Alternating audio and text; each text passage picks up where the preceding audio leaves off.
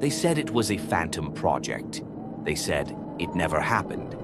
For years, the official records remained blank, sealed by a government that wanted the truth buried under the concrete of Corregidor. But history has a way of surfacing, like a body refusing to sink. Before the insurgencies, before the burning of Mindanao, there was a single night of betrayal that started it all.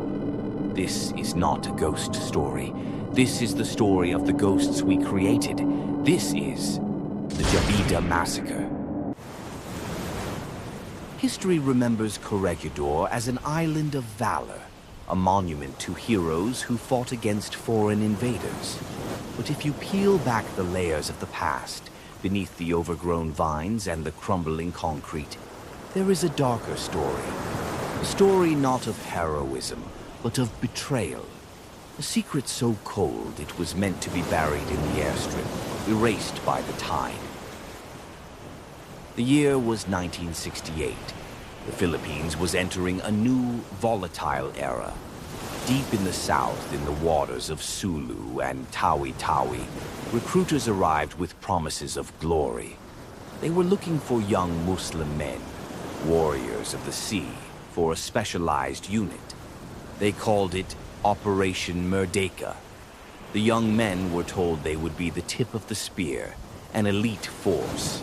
Blinded by duty and the promise of a better life, they boarded the boats. They didn't know they were sailing into a trap. Training began on the island of Corregidor, but as the weeks turned into months, the glory faded into grime. The pay never came. The food was scarce. And then the true mission was revealed. They were not being trained to defend their homes. They were being trained to destabilize Sabah, to kill their own brothers in faith across the border. The young recruits, bound by blood and belief, did the only thing their conscience allowed. They refused. They petitioned to go home. In the eyes of their commanders, this was not a resignation. It was mutiny. And in the dark logic of a covert operation, mutiny could not be allowed to speak. The order came down. Silence them. March 18th, 1968. Under the cover of a pitch-black night, the recruits were led out of their barracks to the airport runway. The air was thick with the smell of dry grass and impending violence. They were told they were being transferred. But as they lined up in the dark, the silence was shattered by the roar of gunfire. Chaos erupted. Bodies fell like rag dolls against the concrete. In the confusion, one man, Jibin Arula, was hit in the leg. Adrenaline streamed through his veins. Arula didn't fall. He ran. He sprinted toward the edge of the island, the bullets biting the ground at his heels. With no other choice, he threw himself off the cliff, plunging into the dark, cold waters of Manila Bay.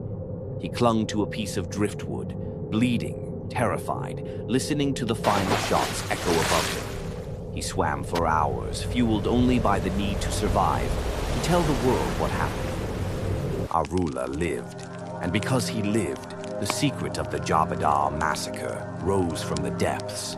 The news ignited a firestorm. It shattered the trust between the Moro people and the government, a wound that would bleed for decades, sparking a separatist war that would consume the South. The ghosts of the Jabidah commando unit still haunt Corregidor, not as soldiers of war, but as the first casualties of a history that tried and failed to forget them. Follow for more dark tales.